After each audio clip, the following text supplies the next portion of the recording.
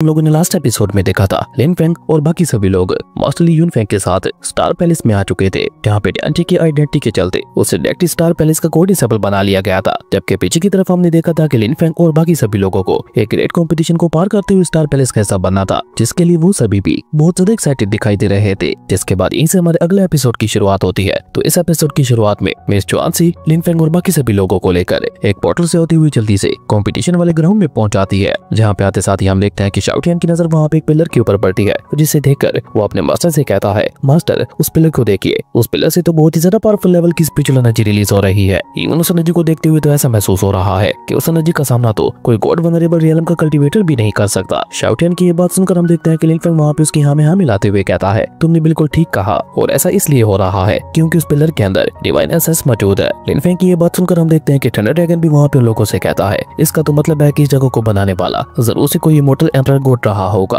तभी तो ये जगह इतनी ज्यादा पावरफुल है। और हो ना हो ये स्टार पैलेस जरूर से बहुत ज्यादा पावरफुल होगा, मतलब कि हम लोग अपनी आगे की जर्नी को स्टार्ट करने के लिए बिल्कुल सही जगह पे पहुंचे हैं। इस दौरान हम देखते हैं कि मिस चुआनसी वहाँ पे उन सभी लोगों को बताती है कि स्टार पैलेस को ज्वाइन करने के लिए आप सभी लोगों को यहाँ पे 3 टेस्ट पास करने होंगे। मिस चुआनसी की ये बात सुनकर शाओ टियान वहाँ पे आगे बढ़कर उससे सवाल करते हुए पूछता है, तो वो 3 टेस्ट कौन कौन से होने वाले हैं, क्या वो 3 टेस्ट खतरनाक हैं? शाओ टियान की ये बात सुनकर हम देखते हैं कि मिस चुआनसी वहाँ पे मुस्कुराकर उसे जवाब देते हुए कहती है, इन टेस्ट को खतरनाक तो नहीं कह सकते, लेकिन इन्हें पार कर पाना हर किसी की बस की बात नहीं है, क्योंकि इनमें सबसे पहले नंबर पे आता है हेवनली ट्रिब्यूलेशन वाला टेस्ट, जिसमें आप लोगों को आगे बढ़कर हेवनली ट्रिब्यूलेशन से निकलने वाली थंडर एनर्जी का मुकाबला करना होता है। इस टेस्ट की मुश्किल बात यह है कि आप लोगों को यहाँ पे थंडर ट्रिब्यूलेशन का मुकाबला करते हुए एक ब्रिज को पार करना है, जो कि करना वाकई काफी ज्यादा मुश्किल है। ये टेस्ट इसलिए किया जाता है ताकि नए आने वाले मेंबर्स की फिजिकल इंडोरेंस को चेक किया जा सके। मिस चुआनसी की ये बात सुनकर हम देखते हैं कि शाओ टियान वहाँ पे फ्लेक्स करते हुए कहता है, एक मामूली सी थंडर ट्रिब्यूलेशन मुझे इससे कोई फर्क नहीं पड़ता, क्योंकि मेरी बॉडी निर्वाणा रियलम में पहुंच चुकी है, जिसके चलते ऐसे मामूली अटैक मेरी बॉडी का कुछ भी नहीं बिगाड़ सकते। शाओ टियान की ये बात सुनकर हम देखते हैं कि मिस चुआनसी वहाँ पे अपनी बात को आगे बढ़ाते हुए कहती है, ये तो टेस्ट के बाद ही पता चल पाएगा। खैर सेकंड राउंड में आपकी मेंटल स्ट्रेंथ को टेस्ट किया जाता है, जिसके लिए आप सभी लोगों को एक इल्यूजन रियलम के अंदर भेज दिया जाएगा, लेकिन उससे वापस सिर्फ वही लोग आ पाएंगे जिनकी मेंटल पावर स्ट्रॉन्ग होगी। मिस चुआनसी की ये बात सुनकर हम देखते हैं कि शाओ टियान वहाँ पे एक बार फिर से फ्लेक्स करते हुए कहता है, ये क्या बकवास है, ये टेस्ट तो मुझे पहले वाले टेस्ट से भी ज्यादा आसान दिखाई दे रहा है। तुम जानती हो आज तक बड़े से बड़ा इल्यूजन भी इस महान शाओ टियान को अपने अंदर नहीं फंसा सका, लेकिन हाँ पहले कभी मेरी कमजोरी हुआ करती थी, मैं खूबसूरत लड़कियों के जाल में बहुत जल्दी फंस जाया करता था, लेकिन फिर मैंने अपनी इस कमजोरी के ऊपर बहुत ज्यादा मेहनत की और आज देखो मैं इतना ज्यादा महान बन चुका हूँ कि खूबसूरत से खूबसूरत लड़की से मुझे कोई फर्क नहीं पड़ता। तो कुल मिला के आज के दिन में कोई भी इल्यूजन मुझे अपने अंदर नहीं फंसा सकता। शाओ टियान की ये सारी बातें सुनकर अब की बार हम देखते हैं कि एले टेंग वहाँ पे आगे बढ़ते हुए कहते हैं, अगर पहले 2 टेस्ट तुम लोगों को बहुत ज्यादा आसान लग रहे हैं और उन्हें तुम लोग बहुत आसानी के साथ पार कर लेते हो, तो उसके बाद बारी आती है तीसरे और सबसे खतरनाक टेस्ट की, जिसमें एक एक करके तुम सभी की एबिलिटीज को चेक किया जाएगा। एले टेंग की ये बात सुनकर हम देखते हैं कि लिन फेंग वहाँ पे थोड़ा कंफ्यूज हो जाता है, इसलिए वो वहाँ पे एले टेंग से सवाल करते हुए पूछता है, हमारी एबिलिटीज को चेक किया जाएगा? मैं समझा नहीं, आखिर इसका क्या मतलब है? लिन फेंग की ये बात सुनकर हम देखते हैं कि एले टेंग वहाँ पे अपनी बात को आगे बढ़ाते हुए कहते हैं, आज तक जिस किसी ने भी स्टार पैलेस को ज्वाइन किया है उन सभी की एबिलिटीज को यहाँ पे रखे हुए पिलर्स के अंदर डाला गया है, तो अगर तुम सभी लोग स्टार पैलेस के कोर डिसेबल्स बनना चाहते हो तो इसके लिए तुम सभी को यहाँ पे पहले वाले डिसेबल की एबिलिटीज को हराते हुए अपनी एबिलिटीज को यहाँ पे इन पिलर्स के अंदर ऐड करवाना होगा। पर ये बात सुनने में जितनी ज्यादा आसान लग रही है, असल में ये उतनी ज्यादा मुश्किल टास्क है। एल्डर टैंक की ये बात सुनकर हम देखते हैं कि शाओ टियान वहाँ पे एक बार फिर से आगे बढ़कर फ्लेक्स करते हुए कहता है, एल्डर टैंक मुझे लगता है कि अभी तक शायद आपने मेरी पावर्स को देखा नहीं है, अगर एक बार आपने मेरी पावर्स और एबिलिटीज को देख लिया होता तो आप ये बात कभी भी ना करते, क्योंकि मेरे पास ऐसी ऐसी डिवाइन लेवल की टेक्निक्स और एबिलिटीज हैं कि मैं तो स्टार पैलेस का कोर डिसेबल बनने की काबिलियत रखता हूँ। खैर अभी वो सभी लोग वहाँ पे इसी तरह से आपस में बातें कर ही रहे थे कि तभी वहाँ पे एंट्री होती है स्टार पैलेस की एल्डर चीज सुनियो की, जो कि वहाँ पे एक बहुत ही कूल तरीके की एंट्री लेते हुए सभी लोगों का ध्यान अपनी तरफ खींच लेती है। और जैसे लिन फेंग वहाँ पे एल्डर सीनियो को गौर से देखता है तो वो भी वहाँ पे थोड़ा चौंकते हुए कहता है, ये तो गॉड वनरेबल रियलम में है। जबकि सामने की तरफ हम देखते हैं कि एल्डर सीनियो वहाँ पे अपनी स्पिरिचुअल एनर्जी का इस्तेमाल करते हुए वहाँ पे मौजूद 3 बड़े बड़े पिलर्स को एक्टिवेट कर देती है, जिसके बाद हम देखते हैं कि एल्डर सीनियो वहाँ पे अनाउंस करते हुए कहती है, टेस्ट स्टार्ट हो चुका है, तो जो भी इस ग्रेट कॉम्पिटिशन के अंदर पार्टिसिपेट करना चाहता है वो इस पिलर मोनूमेंट के अंदर चला जाए। इस पिलर मोनूमेंट से होते हुए आप सभी लोग एक अलग स्पेस के अंदर चले जाओगे। उस एल्डर की ये बात सुनकर हम देखते हैं कि लिन फेंग के साथ साथ बाकी सभी लोग भी वहाँ पे बहुत ज्यादा एक्साइटेड दिखाई दे रहे थे कि तभी मिस चुआनसी वहाँ पे लिन फेंग के पास आते हुए कहती है, लिन फेंग तुम और ये तुम्हारा पेट दोनों बहुत ही ज्यादा पावरफुल हो, इसलिए मैं चाहती हूँ कि तुम दोनों अलग अलग पिलर के अंदर जाओ, इस तरह ये टेस्ट फेयर हो जाएगा। मिस चुआनसी की ये बात सुनकर हम देखते हैं कि लिन फेंग और शाओ टियान वहाँ पे बिल्कुल ऐसा ही करते हैं, वो दोनों वहाँ पे एक अलग अलग स्टोन पिलर के अंदर चले जाते हैं। जबकि पीछे की तरफ हम देखते हैं कि मिस चुआनसी वहाँ पे लिन आओयू, लिन जाओयू और बाकी बचे हुए सभी डिसेबल्स को वहाँ पे तीसरे वाले स्टोन पिलर के अंदर भेज देती है। उसके बाद सीन चेंज होकर हम लोग शाओ टियान को देखते हैं जो कि टेलीपोर्ट होते हुए एक बिल्कुल अलग ही स्पेस में पहुंच चुका था। और जब वो वहाँ पे अपने सामने की तरफ देखता है तो उसे वहाँ पे अपने सामने एक बहुत लंबा ब्रिज दिखाई देता है, जहाँ ब्रिज के एंड पर एक पोर्टल बना हुआ था, यानी कि शाओटियन को वहाँ पे उस बड़ी सी ब्रिज को पार करते हुए उस पोर्टल तक पहुंचना था। जो देखकर शाओटियन वहाँ पे एक्साइटेड होते हुए कहता है ये तो बहुत ही ज्यादा आसान दिखाई दे रहा है। लेकिन अभी शाओटियन वहाँ पे खुश होते हुए ये सब कह ही रहा था कि तभी अचानक से वहाँ पे एक लेडी की आवाज सुनाई देती है, जो कि गुस्से से वहाँ पे चिल्लाते हुए कहती है किसकी हिम्मत हुई स्टार पैलेस को चैलेंज करने की। अचानक से उस आवाज को सुनकर एक पल के लिए तो शाओटियन वहाँ पे बढ़ा जाता है, जबकि हम देखते हैं कि वो लेडी वहाँ पे अपनी बात आगे बढ़ाते हुए कहती है अगर तुम स्टार पैलेस के डिसेबल बनना चाहते हो तो आगे बढ़ो, अगर तुम इस टेस्ट को पास कर लेते हो तो तुम्हें स्टार पैलेस का मेंबर बना लिया जाएगा और तुम्हारी पोजीशन क्या होगी ये तुम्हारी परफॉर्मेंस को देखकर तय किया जाएगा। उस आवाज की ये बात सुनकर हम देखते हैं कि शाओटियन उल्टा वहाँ पे उससे ही सवाल करते हुए पूछता है वो सब तो ठीक है, लेकिन क्या तुम मुझे बता सकते हो कि आखिर ये रैंकिंग लिस्ट क्या होती है। जिसपे वो आवाज शाओटियन को जवाब देते हुए बताती है स्टार पैलेस के अंदर रैंकिंग लिस्ट को बहुत ज्यादा अहमियत दी जाती है, जिसमें टोटल 100 डिसेबल से शामिल हो पाते हैं, और अगर तुम उन 100 डिसेबल्स के बीच में अपनी जगह बनाने में कामयाब हो जाते हो तो तुम्हें ना सिर्फ डिवाइन लेवल की टेक्निक्स दी जाएंगी, बल्कि उसी के साथ साथ तुम्हें तुम्हारी कल्टीवेशन को बढ़ाने के लिए और भी काफी सारे रिसोर्सेज दिए जाएंगे। उस आवाज की ये बात सुनकर तो हम देखते हैं कि शाओटियन वहाँ पे पहले से भी ज्यादा एक्साइटेड हो जाता है, और साथ ही साथ वो वहाँ पे फ्लेक्स करते हुए ये भी कह रहा था टॉप 100 में आने का सपना तो आम लोग देखते होंगे, मैं तो डायरेक्ट टॉप 5 में अपनी जगह बनाऊंगा।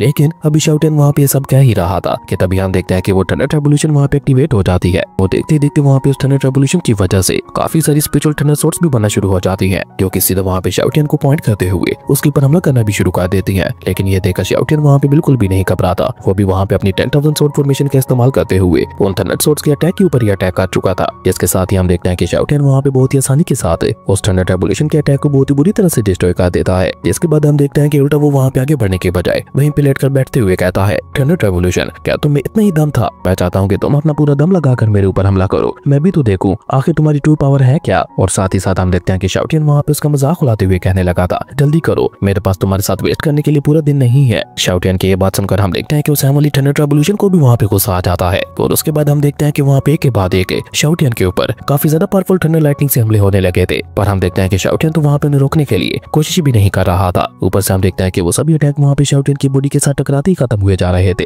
जो देखकर शाओटियन वहाँ पे एक लंबी सी अंगलाई लेते हुए कहता है क्या बकवास है, और ये कहकर शाओटियन वहाँ पे एक बार फिर से अपनी जगह पे खड़ा होकर उस थंडर रेवोल्यूशन का मजाक उड़ाते हुए कहता है यार तुम कितने ज्यादा बेकार हो, मुझे तो लगा था कि तुम्हारा मुकाबला करते हुए मुझे थोड़ा बहुत मजा आएगा। अब ये सुनकर तो उस थंडर रेवोल्यूशन को वहाँ पे और भी ज्यादा गुस्सा आ जाता है, और वो अपने अटैक की पावर को 10 गुना ज्यादा बढ़ाते हुए दोबारा से शाओटियन के ऊपर हमला करना शुरू कर देती है। लेकिन उसके बावजूद भी हम देखते हैं कि शाओटियन वहाँ पे आराम से मूव करता हुआ बहुत ही आसानी के साथ उस सभी हमलों को डॉज करने लगा था। जो देखकर हेमली रेवोल्यूशन वहाँ पे एक बार फिर से गुस्सा होते हुए अपनी अटैकिंग स्पीड को भी बढ़ा देती है, जिसके चलते हम देखते हैं कि वहाँ पे मल्टीपल अटैक्स सीधे शाओटियन को जाकर हिट कर जाते हैं। लेकिन अपनी गोल्डन निर्वाणा बॉडी के चलते उसे वहाँ पे खरोच तक भी नहीं आ पाती। उल्टा थंडर स्ट्राइक खाने के बाद उसे वहाँ पे मजा आ रहा था, और शाओटियन की हरकत को देखकर उस फादिस पैंग को वहाँ पे उसके ऊपर काफी ज्यादा गुस्सा आ रहा था। इसलिए वो अपने एंसेस्टर पैंग से सवाल करते हुए पूछता है एंसेस्टर आपको क्या लगता है यंग मास्टर शाओटियन और कितनी देर तक इस थंडर रेवोल्यूशन का मुकाबला कर पाएंगे। जिस पे एंसेस्टर पैंग उसे वहाँ पे जवाब देते हुए बताते हैं तुमने 7 सालों तक लगातार उसकी बॉडी को रिफाइन किया था, और इस सब के चलते शाओटियन अपनी निर्वाणा गोल्डन बॉडी में पूरी तरह से मास्टरी हासिल कर चुका है, जिसके चलते मुझे नहीं लगता कि हेमली रेवोल्यूशन इसका कुछ भी बिगाड़ सकती है। पर अगर जल्दी इसने ब्रिज को पार नहीं किया तो इसकी बॉडी को भले कोई नुकसान नहीं होगा, लेकिन ये अनकॉन्शियस होते हुए यहीं पर गिरकर बेहोश हो जाएगा। मैं इस बेवकूफ शाओटियन को एम्परर बनाना चाहता हूँ, लेकिन इसकी हरकतें ऐसी हैं कि मेरा दिल कहता है कि इसे मार मार के इसकी अभी की कल्टीवेशन को भी डिस्ट्रॉय कर दूं।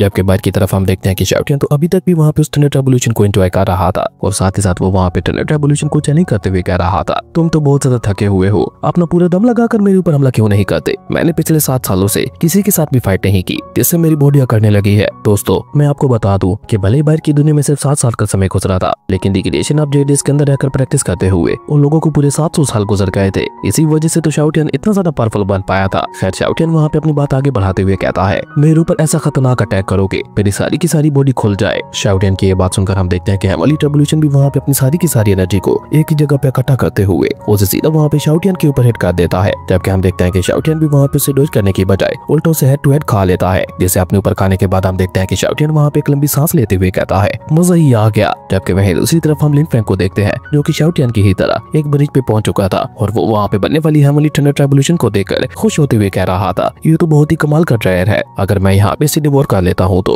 मेरी कल्टीवेशन के ऊपर काफी अच्छा असर पड़ेगा। लेकिन ये कहकर शाओटियन वहाँ पे हेमली थंडर रेवोल्यूशन को डिवोर कर पाता उससे पहले हम देखते हैं कि थंडर ड्रैगन वहाँ पे बाहर आते हुए एक ही झटके के साथ उस पूरी की पूरी हेमली थंडर रेवोल्यूशन को ही निकाल लेता है, और थंडर ड्रैगन की इस हरकत को देखकर बेचारे लिन फेंग का तो पोपट हो जाता है। इसलिए वो वहाँ पे थंडर ड्रैगन से शिकायत करते हुए कहता है, सीनियर ये आपने अच्छा नहीं किया। ऐसा वाली थंडर रेवोल्यूशन का इस्तेमाल करते हुए मैं अपना ब्रेक थ्रू कर सकता था, जबकि आप हो के आपने मुझसे इतना अच्छा मौका छीन लिया। लिन फेंग की ये बात सुनकर हम देखते हैं कि थंडर ड्रैगन वहाँ पे अपनी सफाई देते हुए कहता है, तुम्हें तो फ्यूचर में भी ब्रेक थ्रू करने के बहुत मौके मिलेंगे, लेकिन अगर मैं ये मौका अपने हाथ से जाने देता तो मेरी बॉडी को रिकवर होने में और भी ज्यादा टाइम लग जाता। थंडर ड्रैगन की ये बात सुनकर हम देखते हैं कि लिन फेंग भी वहाँ पे नाम में अपना सर हिलाते हुए चुपचाप बैठ जाता है। जिसके बाद सीन चेंज होता है और हम लोगों को वहाँ पे तीसरी पिलर वाले स्पेस का सीन दिखाया जाता है, जहाँ पे कुछ कल्टीवेटर्स बहुत ही तेजी के साथ उस ब्रिज को पार करते हुए उस पोर्टल के अंदर जाने की कोशिश कर रहे थे। हालांकि वो सभी लोग वहाँ पे काफी हद तक ब्रिज को तो पार कर चुके थे, लेकिन उनमें से कोई भी उस पोर्टल के अंदर नहीं जा पा रहा था, क्योंकि उस पोर्टल के चारों तरफ एक टनल बैरियर लगा हुआ था और जो कोई भी उस पोर्टल के अंदर जाने की कोशिश करता वो प्रोटेक्टिव बैरियर वहाँ पे उसके ऊपर अटैक करते हुए उसे उठाकर पीछे की तरफ फेंक देता। इस बीच हम वहाँ पे कल्टीवेटर को देखते हैं जो कि काफी ज्यादा जोश में दिखाई दे रहा था। वो अपने मन ही मन में एक बहुत बड़ा फैसला लेते हुए कहता है, स्टार पैलेस को ज्वाइन करने का ये मेरे पास बहुत अच्छा मौका है। अगर मैं इस पोर्टल के अंदर चला जाता हूँ तो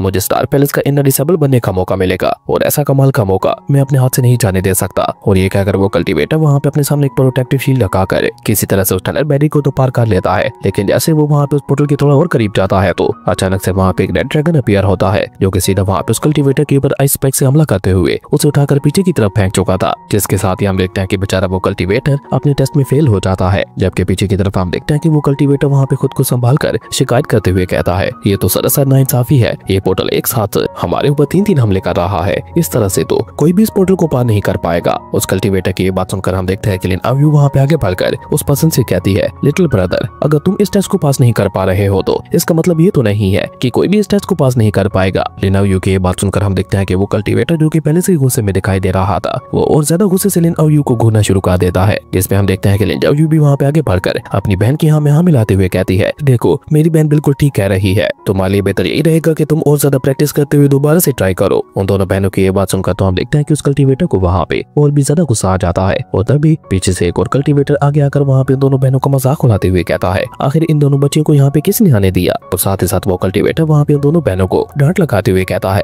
क्या तुम लोगों को अपने से बड़ों से बात करने की तमीज नहीं है, या फिर तुम लोगों को तुम्हारे माँ बाप ने तमीज सिखाई ही नहीं है। उस कल्टीवेटर की ये बात सुनकर हम देखते हैं कि उन दोनों बहनों को वहाँ पे काफी ज्यादा गुस्सा आ जाता है और वो पलटकर गुस्से से वहाँ पे उसी कल्टीवेशन को घूरना शुरू कर देती है। जिसके साथ ही हमारा ये कमाल का एपिसोड यहीं पे खत्म हो गया था। दोस्तों अगर आप लोगों को ये वीडियो अच्छी लगी तो लाइक कर दें और अगर चैनल पे नए आए हो तो सब्सक्राइब कर देना। तो मिलता है एक न्यू वीडियो में, तब तक के लिए बाय।